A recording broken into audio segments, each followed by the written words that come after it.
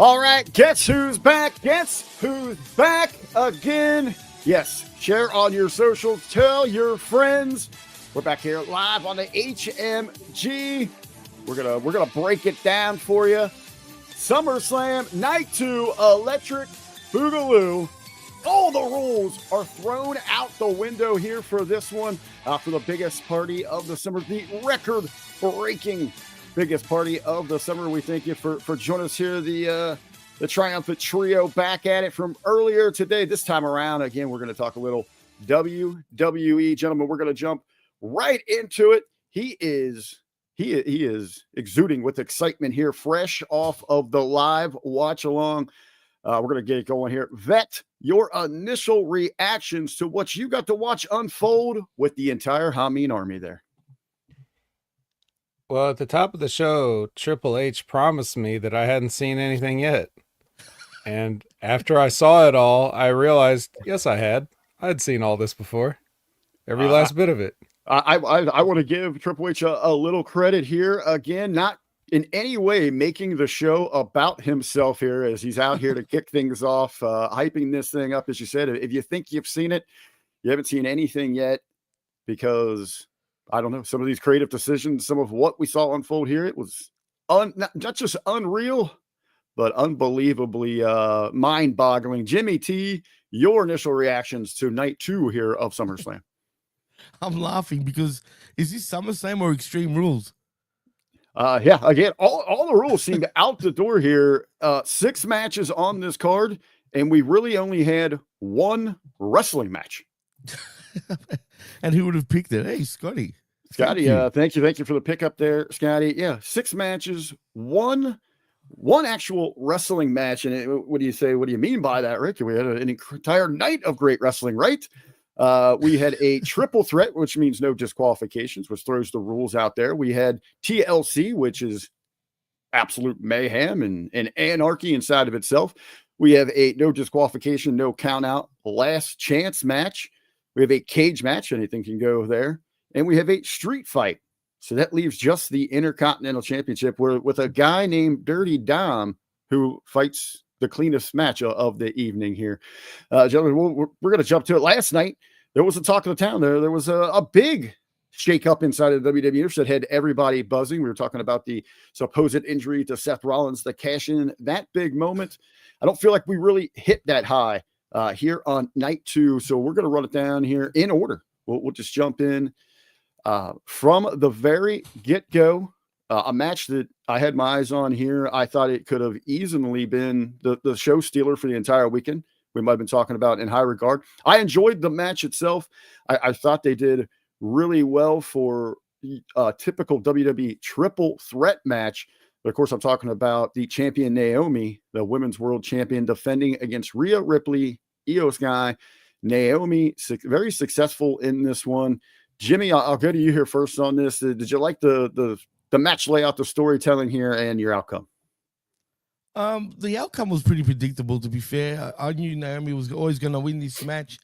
As far as but did you agree with how they did it? Well, I guess, man. I guess I did, but I don't know, man. I couldn't really get into this match as much as I would have hoped, but it just felt like it was all like very. How do I put this? You could see every spot sort of coming. Do you know what I'm saying? Like, and okay, so you can kind of read the mapping. You can. It's too obvious with this match, if you know what I mean. And that's what I didn't like about it. But overall, it was a decent enough match. I can't complain. I was surprised it probably started. I would have gone with the tag team match from Hell as the first match. I was pleasantly surprised that did not open. I thought it would, but I liked it in that second spot because I got to go to the bathroom. I got to get something to eat. What did you think of the ladies opening, especially such it's held in high regard to a good WrestleMania triple threat that we had around this women's championship, obviously substituting Naomi for Belair back then. Yeah, so with nothing else to go on, because I hadn't really watched much of night 1 of SummerSlam, and I had the whole night 2 ahead of me, as I was watching this match, I enjoyed it. For number 1, a la carte, we're talking about 3 of the most hottest ladies, we got in the business right here all together. So I'm good with that. The stuff they were doing, whether it made sense or not, was less important than it looked good when they were doing it. I felt like they were on for most of this. So I really liked it, and the crowd really liked it. I like I would have liked the finish better if Naomi had kicked Rhea out of the ring instead of just rolling up. She rolled up Rhea. Yeah, with the trunks pull. She did have a trunks pull, and that's in the rules. Triple threat. Yeah, it's cool. It's cool, but I just like the idea of because Io just got devastated. Like she got the riptide off the top. So she's dead. Like she has an out. She's dead. So if you kick Rhea out and give her just enough time not to, not only are you protecting Rhea by not beating her, not only is Naomi still getting the chicken shit, I'm stealing your work, but you're also putting over Rhea's big ass finisher that Io, even with the extra time, can't kick out of it. So it kind of makes everybody look a little bit better. I do like that there, instead of Rhea just being surprised. And even, she immediately goes to, she got my tights, and even the commentary is on it. That's in the rules here, but you've got a pretty much just lifeless Io there. I thought early in the match, the storytelling was just a bit off for me there. It obviously, you've got Ripley and Io have that common bond of respect. Both want to be at the very top. They know how good the other one is, but we want to target Naomi, who ruined this great match we were having, an opportunity for one of us to finally settle who was the better in the ring. I get they're going to target her. I would have liked a little sooner to see tempers flare between those two, something trigger why they start going after each other. It seemed like a third of that match were kind of putting maybe a little bit on the villain in this case, who's having to fight up from the bottom to take on two on one, instead of kind of manipulating the situation. Right? Really, when you think about it, in that sense. But just maybe even a case of a misfire somewhere to get some heat going between Io and Ripley. But didn't it almost felt like this match was very much like the video game, playing like WWE 2K in some ways, man? Because even with the video game, there's always a wrestler that rolls out to the outside, and then it concentrates on the two wrestlers in the ring, right? And I felt like a lot of that was going on even in this match, where it was always a one-on-one situation instead of all three. That just tends to be a regular issue when they're putting together these triple threats. But I think the last few women's triple threats have done a better job of incorporating everyone. But no, Jimmy, that's going back. That's life. That's life in a WWE triple threat. Well, they need to reinvent it then, man. Reinvent the wheel. Come up with something different, because it's too much of the same old sort of shit, if you know what I mean. Well, let's talk about reinventing the wheel again. There, Naomi retains. It's still your women's world champion. She wins that match in 16-20. Jimmy, you got your wish. Match 2, you want it. Complete anarchy. A big old heap of bodies. A big old Manhattan, just down the road from Manhattan mess is what we got here. TLC, tables, ladders, and chairs. And this is just, hey, if you're a tag team on SmackDown, you are invited to the pool party. Everybody jump on in here. This is 25-year anniversary from the first TLC that originated there at SummerSlam. Of course, one of the greats there with the Dudleys, Edge and Christian, the Hardy Boys. That was 3 teams. They doubled down here. We have got 6 teams. That is 12 bodies involved in this thing. Final count, when you get all the valets and you get all the other partners, 17 superstars involved in this match. You want predictability, Jimmy. This was it for you. This is essentially the first half is either laying out while you get those spots in on the inside the ring, or teams partnering up to turn everything into an erector set for the big spots that would come later. The ladies get involved here. That I love. I know that you love a big old cluster that doesn't make a whole lot of sense. Your thoughts on TLC? This go around of TLC. I believe I said during the watch on, I was like, this is a good part to get up and get something to, like you were saying, take a bathroom break, get something to drink, something to eat, or something like that, because even just during the entrances of this match, you wouldn't have to miss any of the actual match. You could still drive somewhere and pick something up by the time all these teams came out. And you would get to miss, like, gotta be all together back to back to back to back to back to back, all the worst entrance themes currently in the company. Not only is the tag division that bad, their entrances are terrible and an embarrassment to professional wrestling. That is where we're at this standing with this tag division. Jimmy, I was telling you, man, they were trying to save this thing by putting a cool gimmick with it. This didn't help. TLC didn't pull them up. This tag division pulled TLC down. I have in my notes, this is probably the worst TLC that I have ever seen. But Jimmy, your favorite, we know that you're just super jelly of Mr. Gargano because of his smoking hot wife that you got to get yourself some of that Ohio. We know that, brother. What was your thought when you seen Miss Candace there taking that big bump, that big spot there? That was on the brutal, ladder? dude. That was brutal, man. But forget that. What was even better was Gargano, what we're talking about off the air. How we I did enjoy that. That was brilliant. That's the only thing I can say that was positive about this match. Other than that, like the vet said, this was just a giant pile of just caca. It was just. I didn't even talk about the match. Well, Let's talk about their entrance themes. Yeah, well, just beginning with that, it was already the precursor to what we're going to get here. You can't have a TLC match with this much going on, man. I couldn't keep up with this shit. I was just like, fuck. I'm just going to watch it. I'll glaze at it as I usually do. And it stunk, man. I just could not enjoy this whatsoever. If I was WWE at this point, fire the whole lot of them. Seriously. Wow. God damn. Get rid of That's all these guys. That's a lot They of all contracts. stink. We had 17 people actually involved in this thing. It would I did save them wanna a lot kick of it. money. I did want to kick it back to Vet. So after we get through the entrances, our initial thoughts of this thing, Vet, under your expert eye, what was there to enjoy? How would you break this down? What's the film room session going to sound like for this?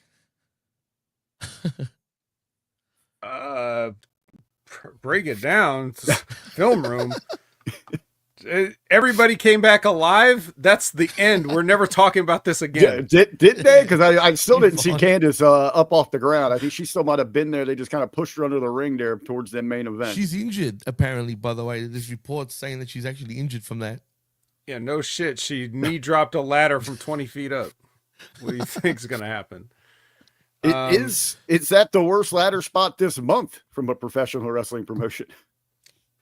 If she's hurt, then yes. If we're just going by looks, that AJ Francis one was pretty bad. He definitely looked like he broke both of his legs landing on that one.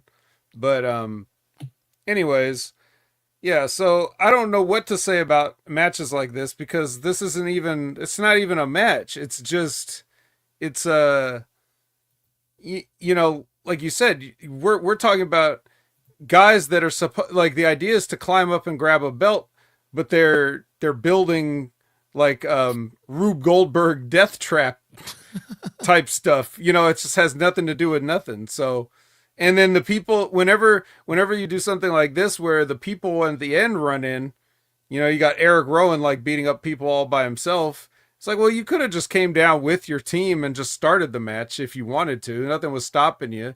Nothing was stopping the six of you, you know. Those kind of logic things, they all go out the window.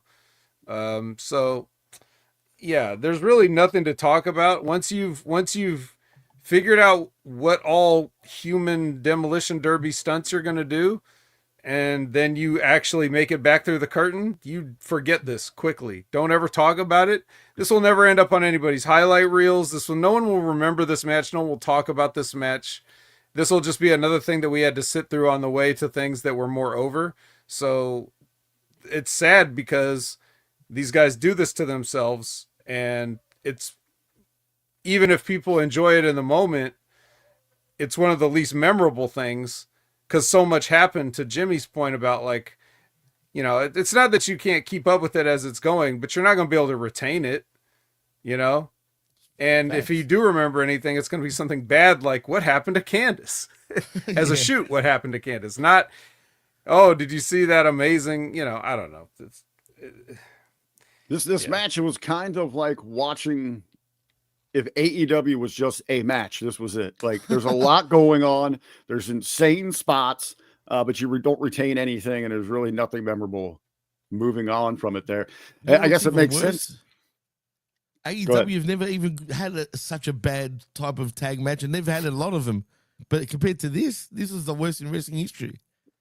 I almost wish they just would have found like 3 more competitors to get involved in this thing, and we just made it a battle royal TLC somehow. Oh my god! No, let's just start combining the gimmicks. This division is in a rough spot. Moving forward, the Wyatts do retain. It is probably the most logical of the outcomes here, as they were just crowned the champions instead of continuing to just hot potato this belt around. I would usually at this point would ask, what does this mean for the division, for the teams going forward? But we know what it's just going to be more of the same old, continuing there with SmackDown. So stay tuned for your weekly SmackDown segment involving the entire, tag team division, similar to what we get with the ladies on NXT, or what we used to get there. Actually, But fellas, can I ask you guys, could WWE get that desperate and actually bring back the Hardys and the Dudleys just to rejuvenate this tag division for a short term? Rejuvenate. I mean, it's at desperate times, Vet. I want to counter with a question. I want to counter with a question for you, Jimmy. I know you've already got heat from today with one other tag team, FTR. Now I want to know what the Dudleys and the Hardys did to you that you want to include them into the SmackDown tag mess. Look, I know they're all washed up, and I know the Vet laughed at that because it's funny. I said rejuvenate with these guys, but I'd rather see them fall than any of these idiots at this point. So with the people in New Jersey that night too. Exactly. Yeah. Which is funny enough that we had the Dudleys at ringside watching this. Yeah. Well, the reason that they're there is because at Slammiversary, the Hardys, Bubba came out and challenged the Hardys after winning the TNA Tag Team titles to one more match with the Dudleys. So I assume that's going to take place on TNA soil, but because of the nice working relationship here, they are. And they had to watch this match, and I guarantee you all 4 of them were like, well, we're not doing any of that. So, they're pretty good there. And we got Bubba with the LFG show, one of the hosts there, and there's a lot of busted open kind of relationships. They were doing some pre-show stuff out in the parking lots for the hype, though. So nice to see the Dudleys in memories of what TLC should be. But absolutely, this is going to rank up there with the worst. No disqualifications, no count out. Last chance match for the WWE Women's Intercontinental Championship. That means here the challenger, Lyra Valkyrie. If she doesn't get this win over her former friend, her trainer, her role model, her everything. Of course, Becky Lynch here, the champion. If Lyra can't beat her, Lyra will not be able to challenge for that championship while Becky is in possession of that. This thing is an all-out, lights-out brawl. I got to say, I'll just say this right now. This was probably the match that I most enjoyed of the evening. These ladies go out there, beat the crap out of each other for 25 minutes. It was long, man. It felt longer than that. Jeez. I did have in my notes, though, anticipating that the Vet and joining us here for the after party. As soon as I saw that kendo stick, I popped. And they were going at it. I immediately was like, Vet is going to love this thing. I was waiting for the bailout for the invite. Can't make it because of the kendo stick. But she didn't stop there. We get the plastic tie handcuffs. We get chairs. We get whatever we get. We get the toolbox. One of my favorite lines, Michael Cole asked, I've always wondered what's in that toolbox. Well, you don't know what's in a toolbox, you freaking tool. Great work there. Great reporter research there. Vet, what'd you think of the ladies giving it all here during the match there? And we'll talk about the finish here in a moment.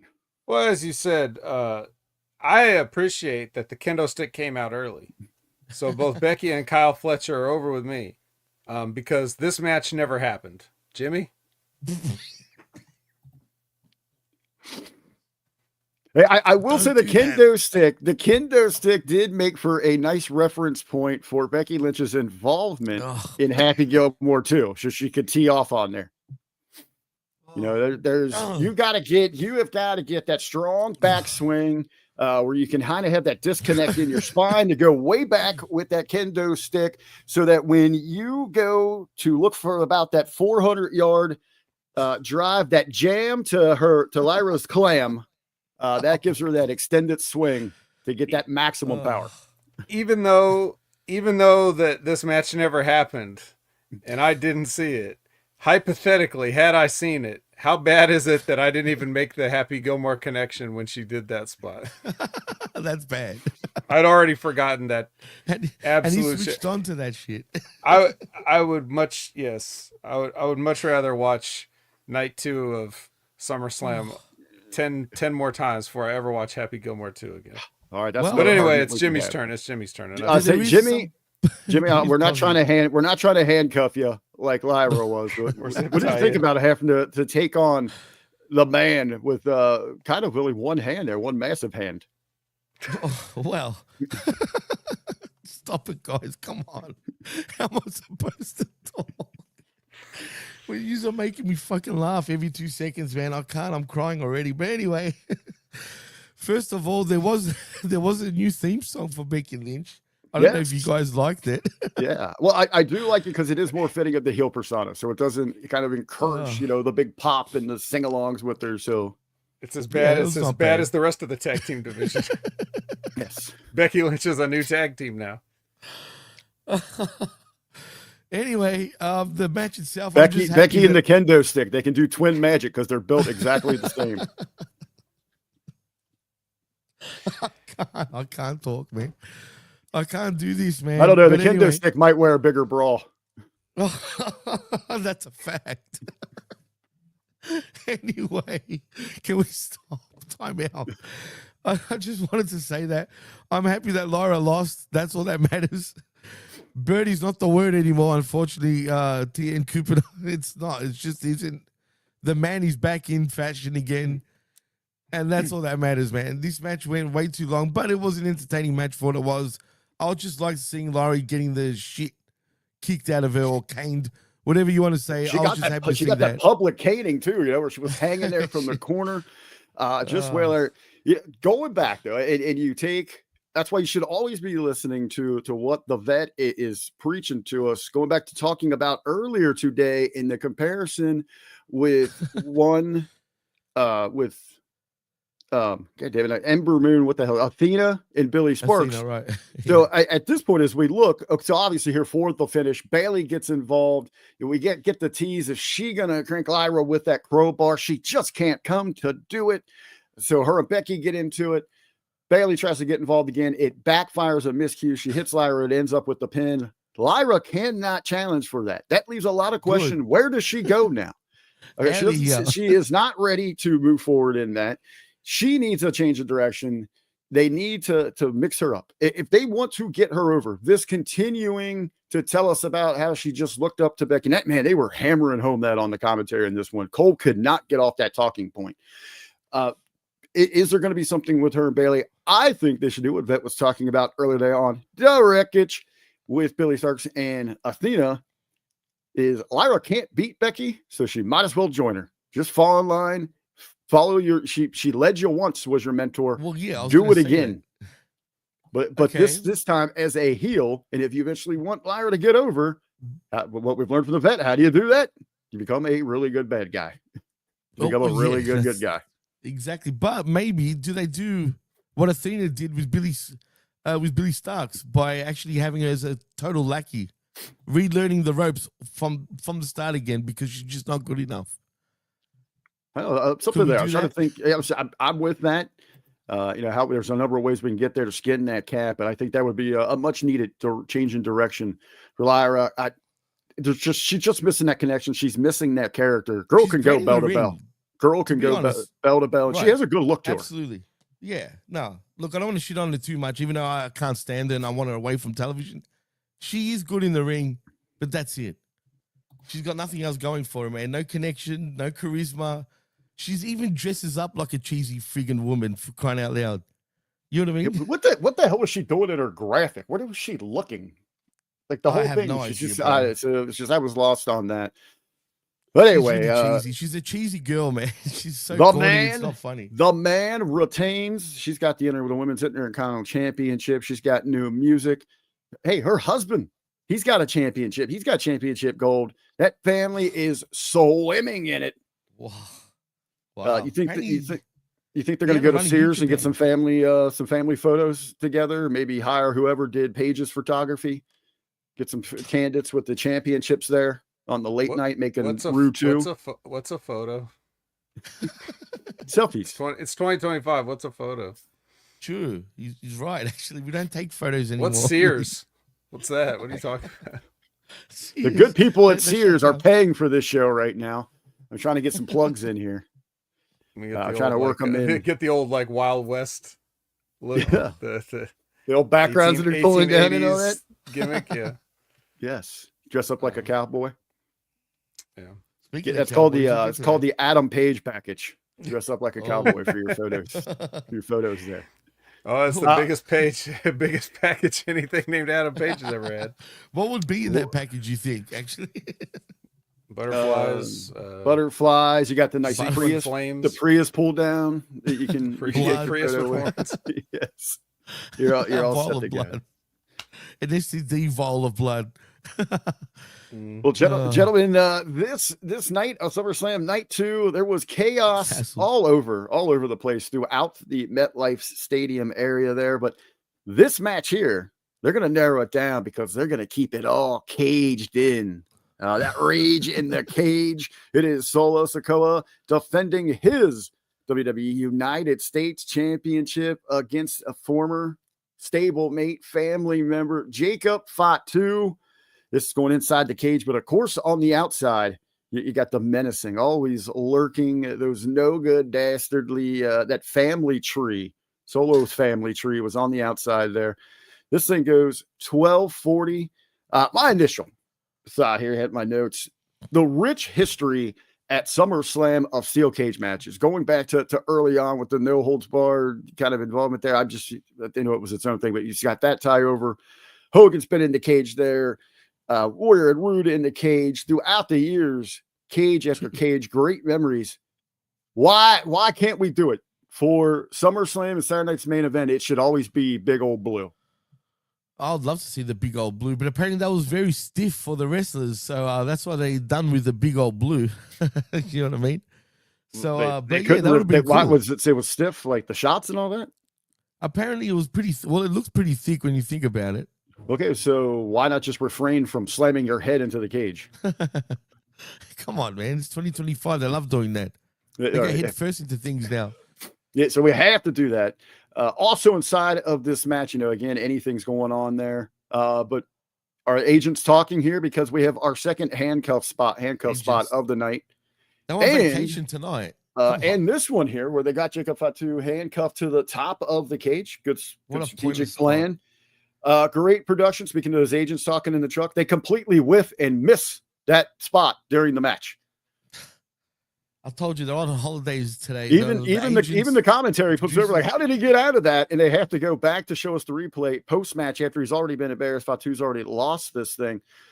Of course, we get Big Jim comes in. He's trying to be an equalizer to help out, but old Tala Tonga gives him the big boot from the 7-footer that lays Big Jim out. And at the end there, Tala Tonga's big boot with the connecting to the cage to Fatu's head is enough to let Solo skirmish outside of the ring, fall to the floor, pick up that win. That, I can see it here. The cage chaos is raging through your body with emotions and excitement. Taking me back to the Sega CD. Yeah, brilliant game. Loved it. Well, so now the previous match, even though it never happened, but the previous match killed this crowd completely dead. Like, allegedly, at some point in the previous match that never happened, Bayley came out and was like punching Becky. And you could just tell that whoever put that spot together, whoever thought and then this will happen. Like they're laying this match out.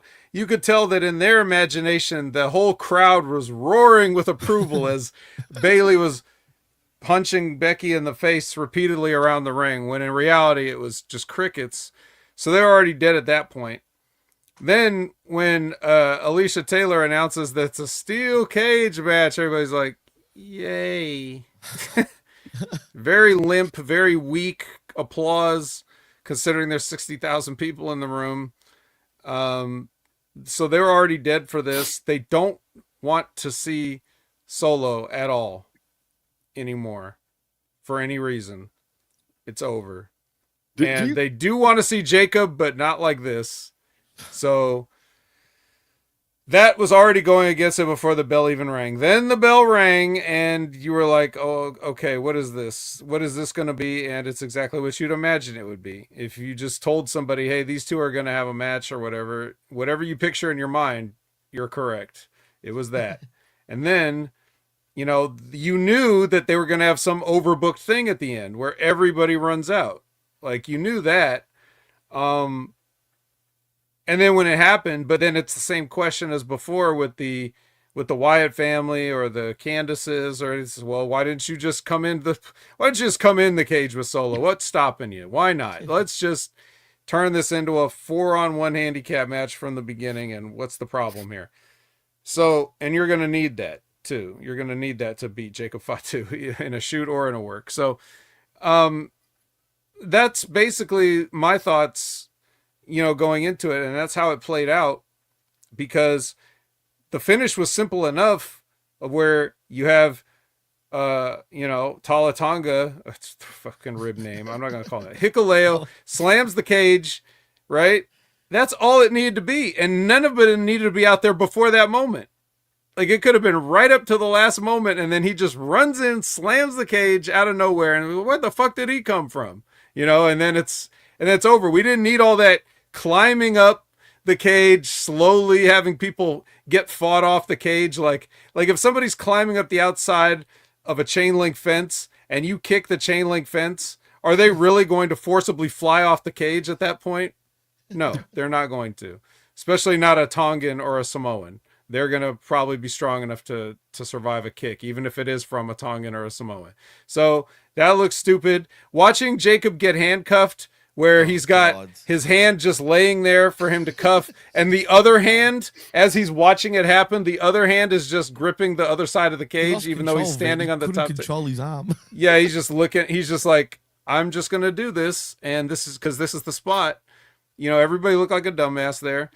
I did see him break the thing, so I'm not sure if you missed it or whatever, even though it was not like, they didn't get like a close-up on it, but you could see it on the, I saw him in the background just pull his hand down and break the handcuffs, but you didn't get a close-up. So that's where you screwed up in the truck, I guess.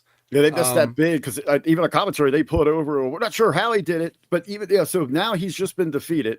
So it's pointless that he broke free of that. Then they decide to show us that spot. They go back with that replay package. Hey, we fucked up, but here's how cool this was. Oh, by the way, he's still a loser.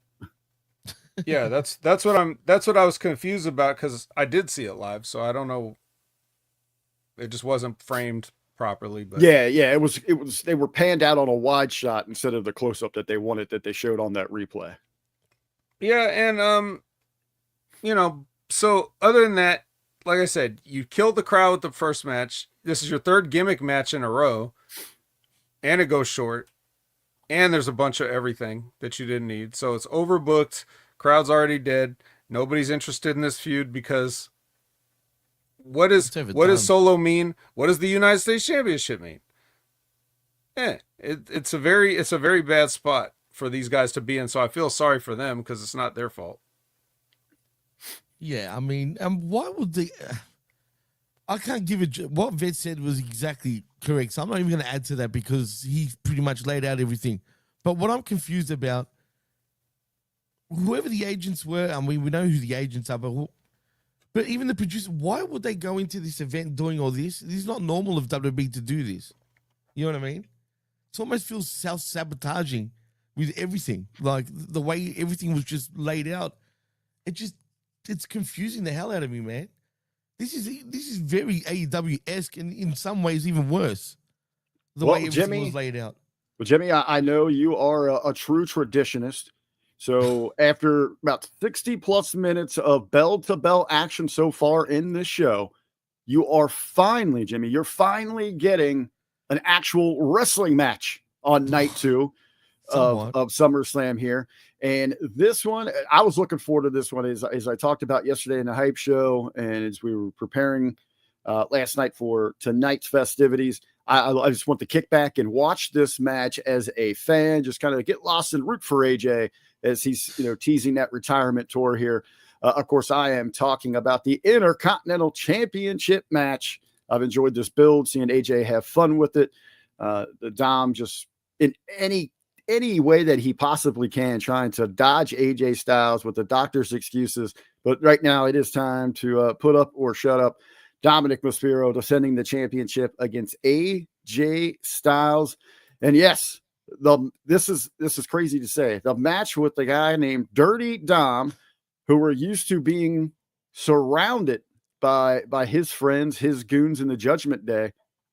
This has no outside interference, no major over-the-top shenanigans. This is as close as a wrestling match we're going to get tonight. And Dirty Dom is able to pick up maybe his biggest win of his WWE tenure with a pinfall victory over AJ Styles. This match itself, the story told in there, a tribute, another living tribute to Eddie Guerrero. It was a tribute. What'd you think of the IC title match, Vit? Okay. So, like you already said, these guys got put in what used to be the Divas match spot. Like, we're going to have, like, Candice Michelle wrestle, what's Undertaker's wife's name? Hall of Famer, McCool. Yeah, her. Put some respect on it, Vet. Yeah, we're gonna we got to have them wrestle first, so everybody gets a palate cleanser before Triple H gets to come out, right? So you take these guys and you put them in that spot, because that's essentially what that spot is on this show in this day and age. So you had to go out, and the people, luckily Dom's a little more over than pretty much all the Divas were back then. So it works in that sense, but it was still bad because the crowd was still like just fooling around in this. They were starting their other chants, just not really interested because they know it's bullshit. The fact that Dominic's out there with nobody else from his group, and this match isn't a 2-minute squash where AJ just beats him and takes the title, they're already not buying it. So they're just going to sing along and just goof around and not care. This is where you strain credibility by having that. Dominic can be an entertaining champion the way the Honky Tonk Man, who was referenced in this match on commentary, in the sense that he always escaped with the title through seemingly no athletic ability or skill of his own. And Dominic is even less imposing than the fucking Honky Tonk Man. So how in the hell is he getting wins over people, especially former WWE champions? It should be like this guy is dead if he's on his own. And the only reason he can even survive is because he's got all this help. Instead, they have a competitive match that he actually wins. It's the craziest thing. Like, it's even with all the stuff that we talked about this morning on the wreckage that AEW did over the course of 2 shows. And I'm still looking at this match going past 2 minutes being like, what? This is crazy. So, and he's and what's next for Dominic is he's going to go down to AAA and beat all their superstars. Yeah. Because the WWE likes to play those kind of funny games. And do you know what's even more stupid too? I don't know if I said it to you, Rick. I don't know if you noticed it, Vet, but is AJ Styles dumb? Are they making him out to be a dope?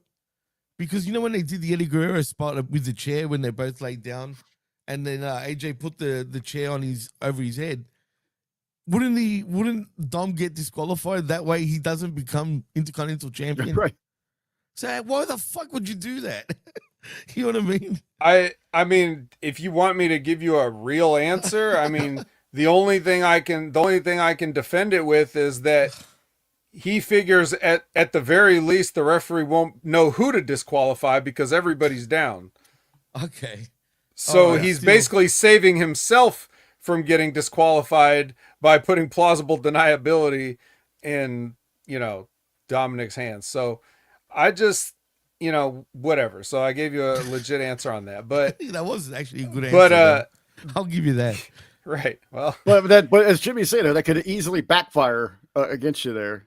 You just there's a lot of other things that could make him look dumb, like pretending to be a valet on Monday Night Raw. Whatever. we're beyond worrying about how dumb AJ Styles looks at this point. Boy. It also looks dumb when they're like you were saying, Rick, and people in the chat are saying about the homages to Eddie Guerrero. Basically the match was like, this would be like FTR watching a Bret Hart match, and then they want to do they want to do the Eddie Guerrero match here. And so they do the spot from WrestleMania 20 where Angle has the boot and Eddie has it slipped off, But that makes sense in the ankle lock sense. But when AJ's doing the calf crusher, he's having to actually like wrangle the boot off his foot because it's not coming off, because it wouldn't come off in that situation. It wouldn't naturally come off in any possible way. The only way that works is if you're trying to take his boot off, and then you really look like an idiot because you can't even see what's happening. Anyways, so that happens, and that leads into the finish where, of course, Dominic whacks him with the boot and hits the worst frog splash I've ever seen in my life. I guess it's a nice little Easter egg for those that are maybe, that are into the history that have been following for that long. Personally, I'm a little over all these Eddie tribute style matches because they're across the board with people just going out there trying to replicate things that he did. I mean, it's great that he touched so many people, that his work is living on through generations here. Sure. But for an Easter egg, I don't need commentary because they immediately go to it. Oh, that's what Eddie Guerrero did against Kurt Angle. I don't need they have to explain that to all the people that weren't born. Yeah, I know, man. So instead of maybe boys. So also, speaking of people that weren't born, next time, AJ, leave your fucking son at home. Nobody wanted to see that shit. He was, dude. I was like, who is this idiot? Yeah, so true, man. He looked like the biggest dog. Nobody. To quote the great surprise at the end of this show, I don't give a shit about your kids.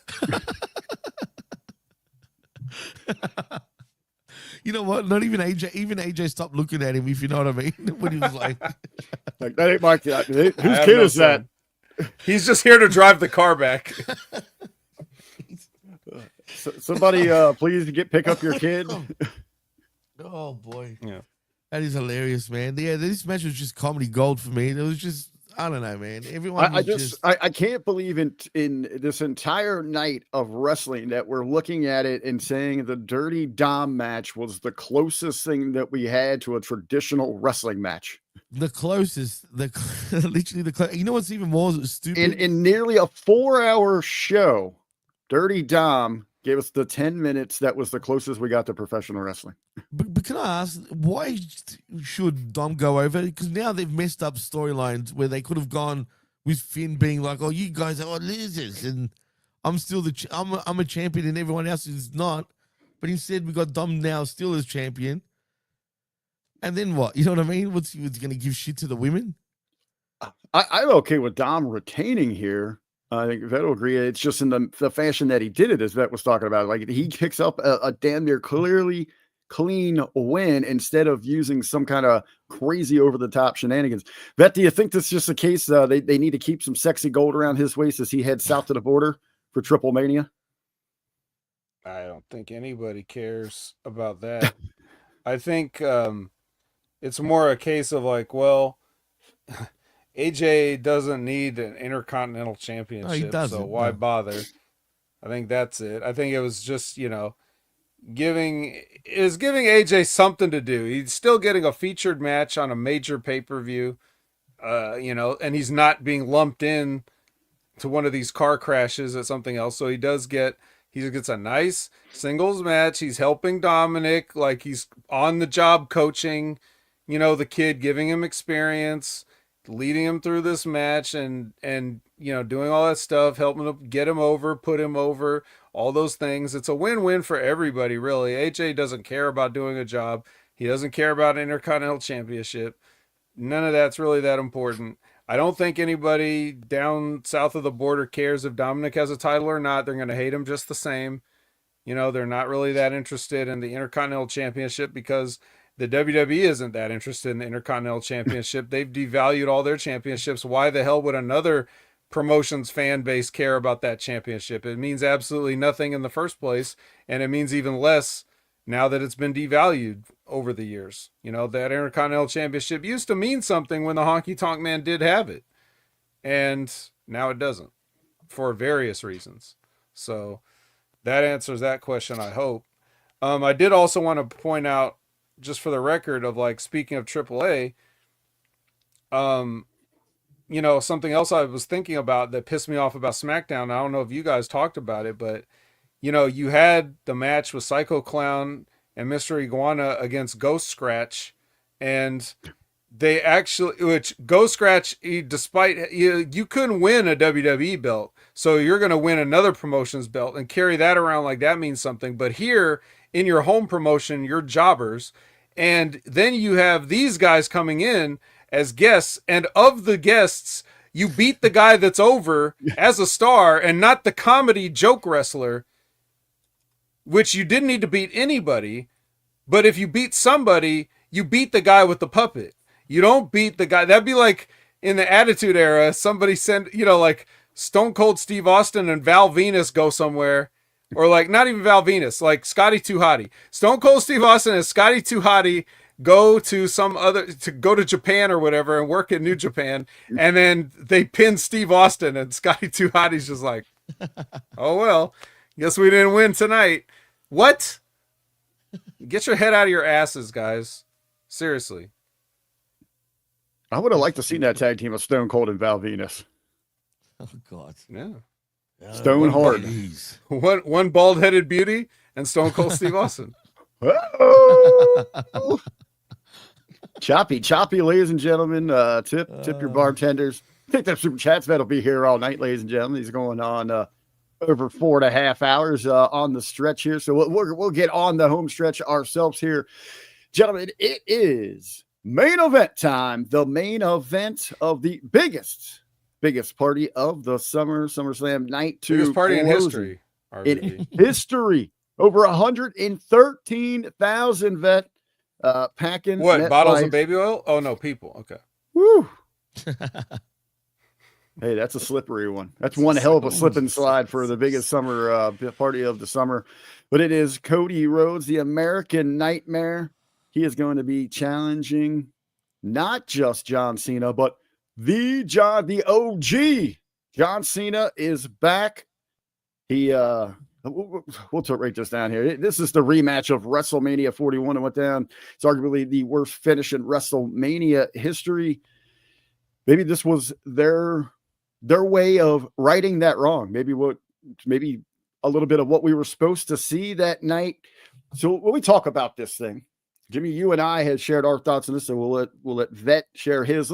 Let's rewind back to the start of SmackDown on Friday night, where John Cena comes out and delivers the message. These last couple months, I was supposed to be tied up with this other rapper. There's a guy that's kind of on the board around here. He was supposed to be involved in this. Those guys have pretty much bailed, no-show, dropped the ball. This has all been bullshit. I'm just going to go back to being John Cena, and that's what you're going to get at SummerSlam, Cody. So immediately the speculation, is this a legit babyface turn? Is this a conniving, conning John Cena just trying to trap Cody again? What we're going to get here, we get that set up. Your thoughts onto that, and kind of parlay that into the match that we got here. Street fight match as well. We'll keep that stipulation in there. Right. As you know, so I thought John Cena was bullshitting. I just assumed that this was a trick. I'm with you. It made sense, right? Yeah, like it's too simple to just unwrite the creative. So I just assumed they were gonna double down and like Would you say it was further. unreal? Yeah, I would say that.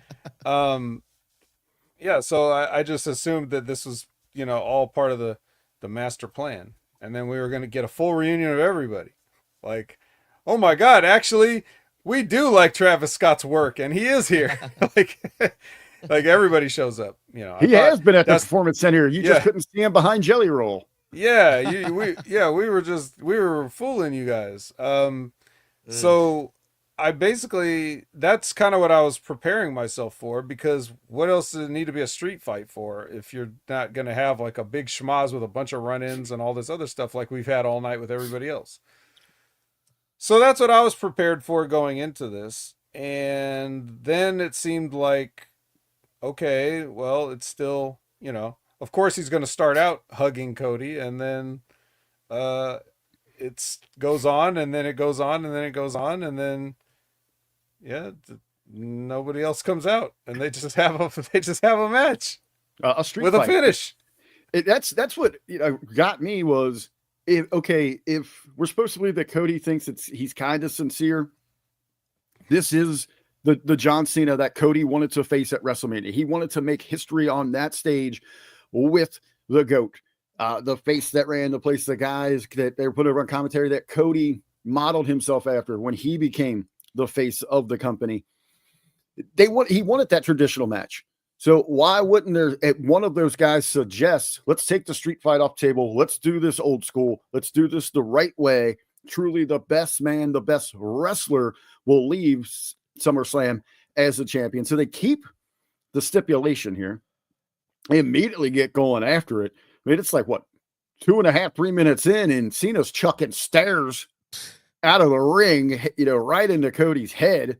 I thought he seriously fucked up his arm. They were trying to catch those things early on.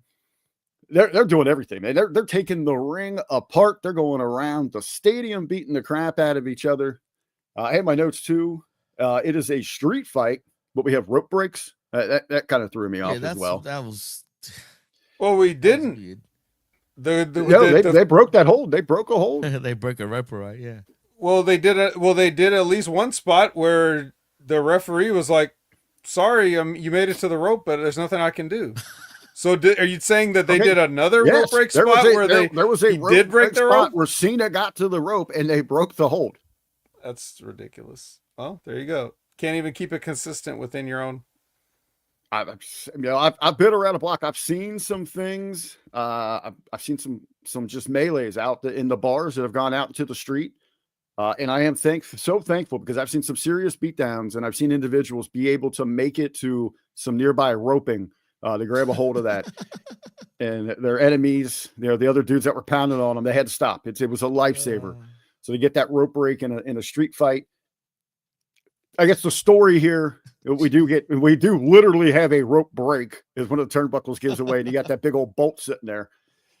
Cody gets the one shot, the two shot in there. But you can tell there's still that in the back of his mind. How does he want to do this? Does Cody have what it takes to finish, to put Cena away? And even at that point, there was speculation, Jimmy, of a double turn in this thing, and they're kind of teasing it there. Did you think maybe that's where Cody was going to give? And it felt like Cody was working more as a heel during this match, for most of the match. You know what I mean? When you think about it. But first of all, once we realize that Cena is here to stay as a babyface suddenly, for me, already this match was just pointless because of the waste of the last 4 months leading up to this in the first place. It was just a big waste of time. That's one. Two, I felt like as much as I enjoyed the match technically, right, I actually did like the match, and this was the best we've seen Cena in years. I felt like this time he was on, it was still way overbooked, man. You know what I mean? One too many knee falls. It took him about how many crossroads did it take for him to get the 1, 2, 3? Was it about 15? I lost count. I know there was still more people involved in the table ladders and chairs than there was finishes hits. And there was a lot of AAs. Vet, what did you think of the spot with the elevator with the as they disappear under the stage? And for some, I don't know if they hit a light switch, but suddenly all that power goes out there until we get the spotlight on the elevator coming up. Outside of the cheesy enough of the production timing, that's kind of a cool little image with him coming up on his shoulders there with the smoke. Yeah, I didn't mind. Of all the things that happened this weekend, I didn't mind that much. Actually, you know what bothered me? I thought Travis Scott was coming out. I thought that smoke billowing out. It's lit. No, but did you guys notice what's it called? Dusty's AI voice at the start of Cody's entrance? Yes. Yeah, That kind was of reading the horrible. quotes. Oh, Yeah, Don't do the that to me AI ever touch again, was pretty bad. Why don't that they was just cringe? Yeah, why don't they just get the quotes he actually said? Yeah. There's It's not like something up it's not in like this they have show, a man. warehouse or like a online library of where all this stuff is collected. at. Right. That's what I mean. This event was bizarre, to say the least, man, in every sense. You know what I mean? It was almost like they had a whole bunch of apprentices agenting all the matches and producing it also. It just seemed off. It wasn't normal. You know what I mean? Everything was not normal with this event, period. But I think as we get closer to the end of the match, and Jimmy, you're talking about, hitting the finishers, the kickouts. We have the big was the AA off of the middle rope there through And the landed on table. the side too, man, Cody. That would have hurt. Rolls out of there a little bit, and we end up getting a couple crossroads, and we get as clean as you can get in something like this. A 1, 2, 3. Cody is once again the WWE Undisputed Champion.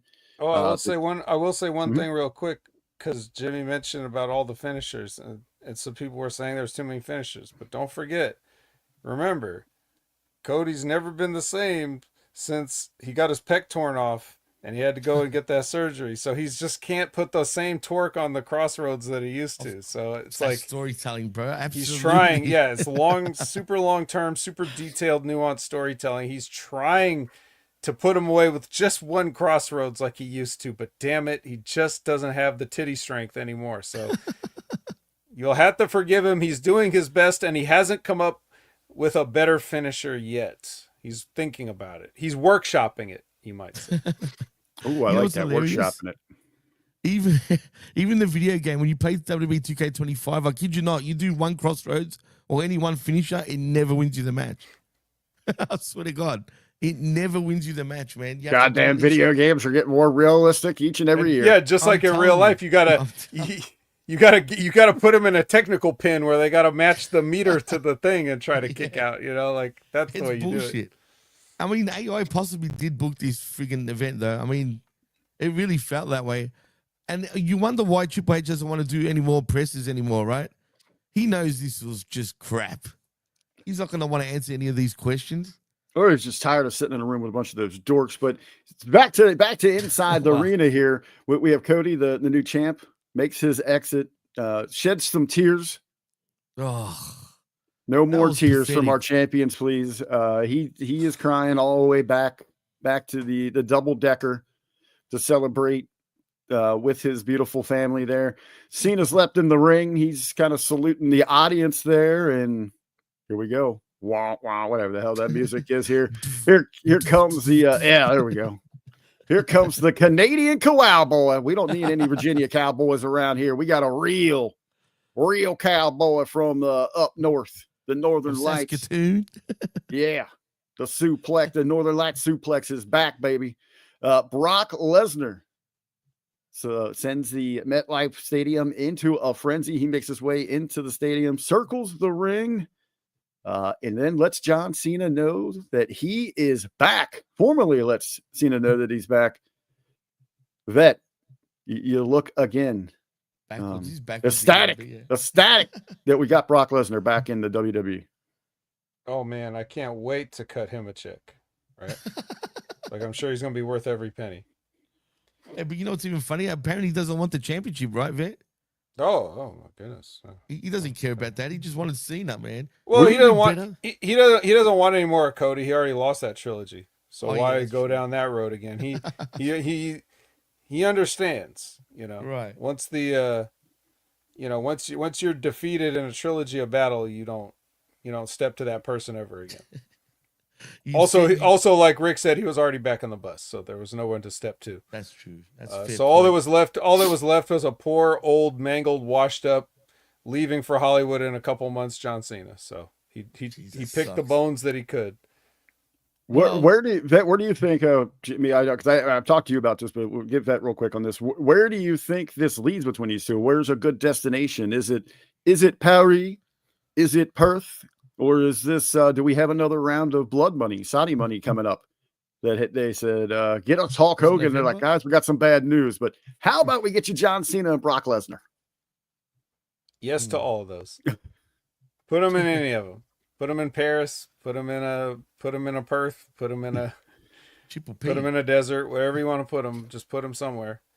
And Jimmy, would you guys be doing the kangaroo hop if you got the announcement of John Cena and Brock Lesnar down under? You know what? It doesn't excite me because I think it's going to be pretty one-sided.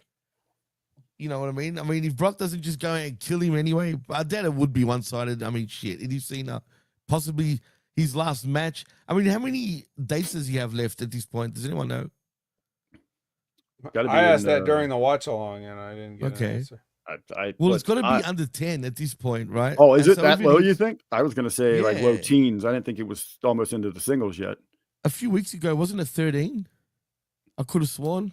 I think it's like the Goldberg streak. They just add and subtract dates. Liz saying it's 5, man. That's not many. I mean, and by the way, we salute you, corporate Liz. By the way, I saw that earlier. Forgot to mention it. She's corporate Liz from now on.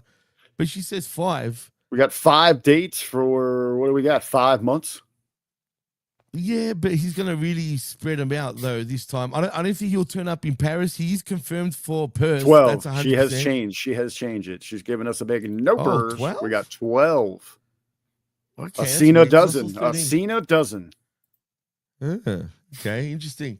Well, wouldn't surprise me if they do announce a match in Perth. I don't know what PLE is on in September, if there is any. Vet, do you have any idea what's in September? If there is any. I'm sure there's probably like 3.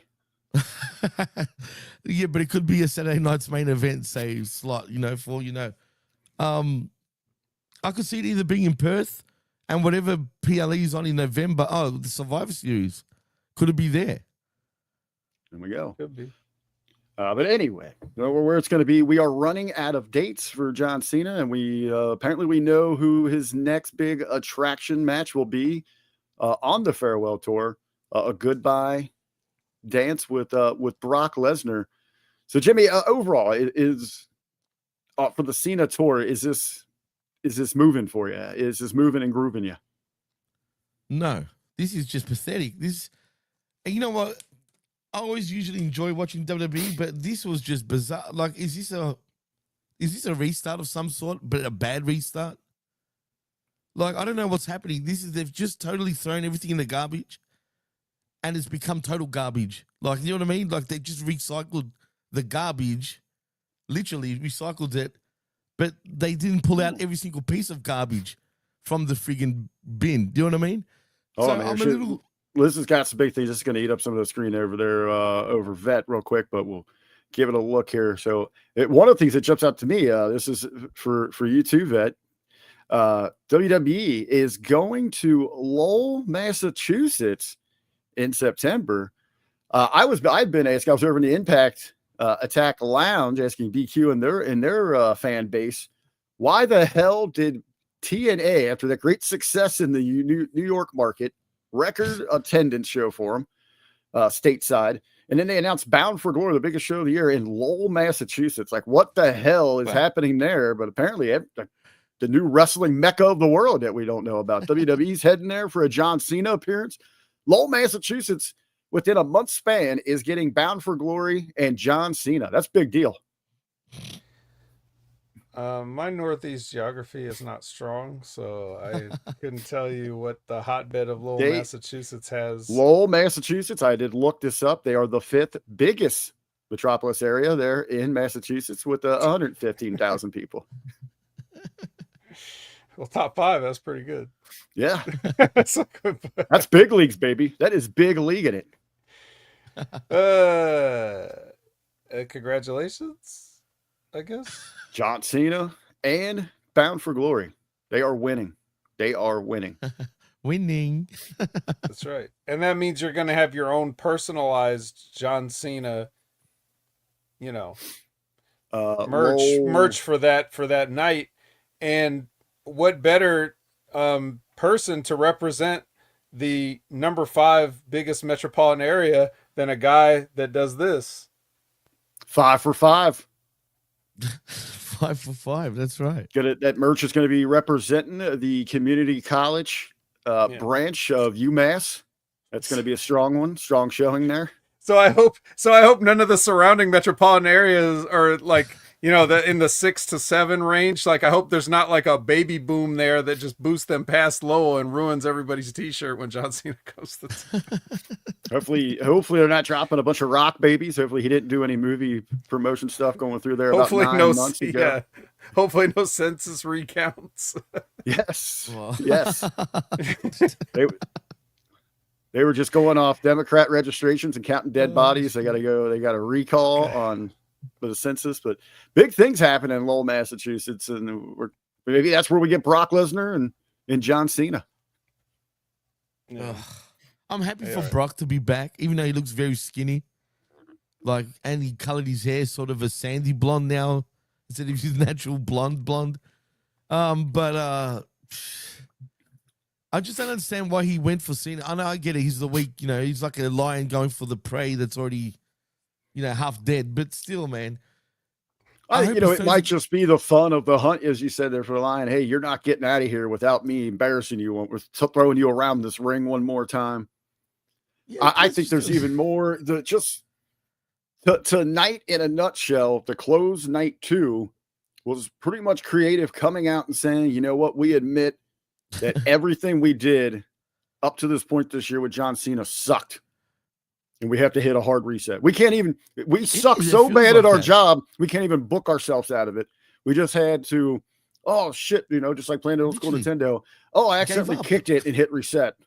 Yeah, we're starting over. It's bizarre, man. They've never been like this before. Low point. And it's weird because they built so much momentum over the last couple of years, only for them to just throw it all away, man, and just, who cares? You know what I mean? And now, if AEW was smart, they could actually sort of, jump on WWE with this crap. But they're pretty dumb too, so they won't capitalize on this at all because they just don't know how to.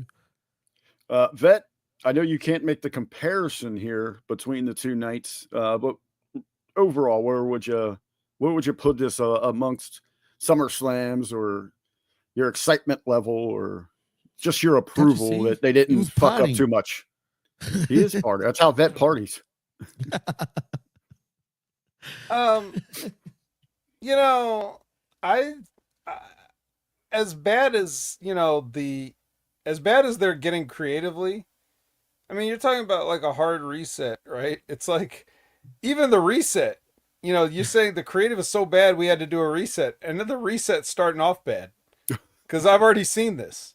When Triple H said, "You ain't seen nothing yet." No, I did see when Brock Lesnar came back before. I think his first opponent was John Cena. It was. That's SummerSlam. I've seen this enough. I've seen it, so I don't care. I don't need to see people more washed up doing stuff that already I didn't care to see 10 years ago. But overall, like, despite the fact that creative is just absolutely spiraling out of control, I still enjoy the WWE presentation overall. Like, that's one thing I could say about the regime change, is that no matter how bad the creative gets, it's still the same. At worst, it's like the same level of creative that the previous regime had, which was just nothing made sense. Just do whatever. We don't care. And no one else will remember it. That's why the last flashy lights and pops. That's all we care about. Yeah. The last 10 years of WWE creative is a blur. Like, you can't really tell. You can't really talk about any memorable stuff, or at least I can't. Post CM Punk exit, not saying that just him leaving put the company in a downward spiral. I'm just saying, like, that's the moment that I noticed that they really had nothing. So it's all been bad since then. The only good thing that happened during that time was the sort of the rise of the New Day. That's the last time the tag team wrestling was ever relevant anywhere, in any company, was that momentous New Day run. But all the main event stuff was just like blah blah blah, and so now like they have some interesting stuff in the main events. They got interesting players. Everybody feels more important, like on the roster. Even the people that aren't as important, they still feel more important. They're feeling like they're trying with people. They want to make stars out of everybody. They want everybody to be marketable. They want every wrestler to be as marketable as all the marketing they're doing all over the canvases and around the ringside areas and in the in between promos and these different things. Everything feels really big time. Everything looks really cool. Creative is subjective, but like the presentation is still top notch. So it always makes watching these things enjoyable. It's much easier to watch 6 hours over 2 days than it is to watch over one night when you try to cram it all in and speed everything up and completely, numb somebody's brain. So while I don't enjoy the choices they make, and even when they make the right choice, like with the Seth Rollins thing, even when they make the right choice, they do all the wrong things in the details to make it the lamest version possible of the right thing. Even with all that said, it's still easy to watch, and it's more fun than it has been, and it definitely makes it more fun to like do hangouts, watch alongs, review shows, things like that, because yes, if I had any hair to pull out, I'd be pulling it out over their creative decisions and the fact that they just keep exposing the business. But overall, still better. Still better than it's been. Still in the right direction.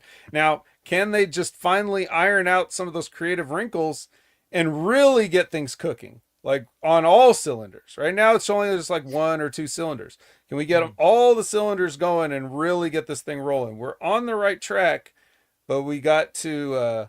we really got to stay focused and make sure that the train is fully maintained so that we can just keep rolling on. I think that's the most frustrating and promising aspect about it is the potential that we could have that keeps us coming back for more.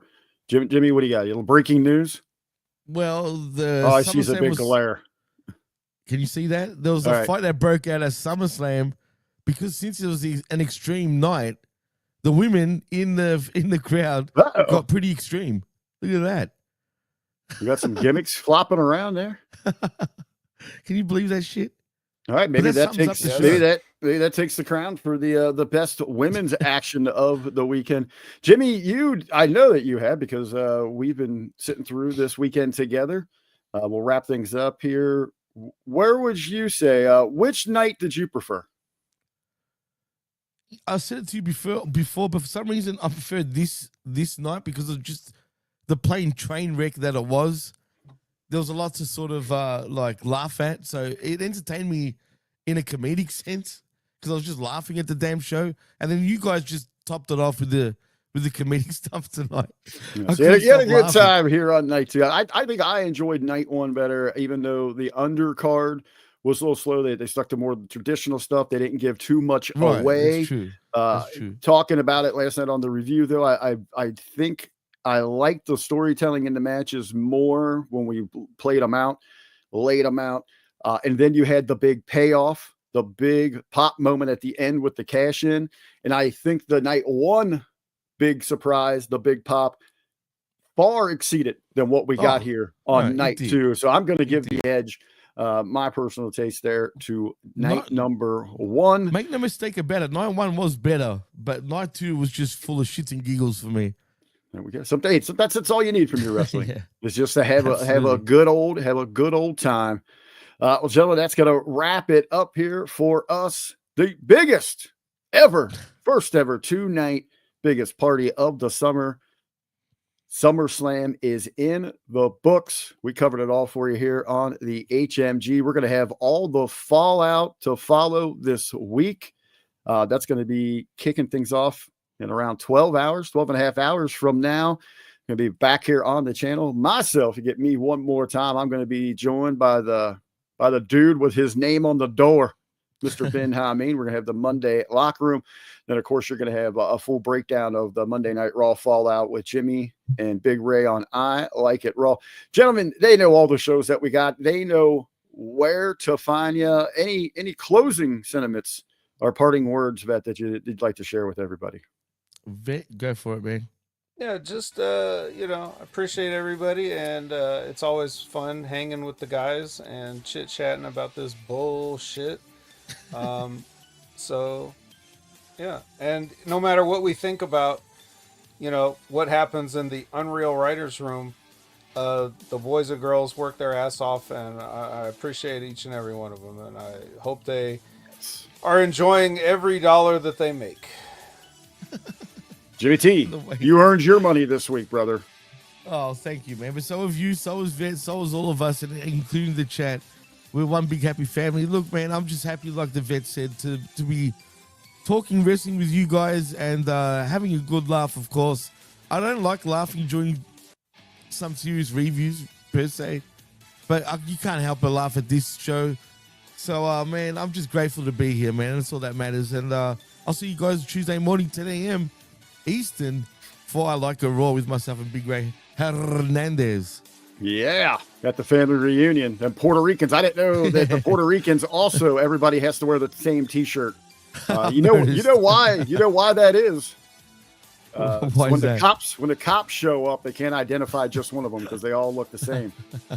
We had a lot of fun. We had a lot of fun tonight and this weekend. Sometimes you just got to have a lot of fun with your pro wrestling. That's what it's about. So we thank you for joining us here at the Hamin Media Group channel on YouTube. Please smash that subscribe, ring that bell so you get those alerts, and most importantly, copy that link and share it to your socials to let everybody know where they need to be for their pro wrestling punditry. And that's right here with us at the Hamin Media Group.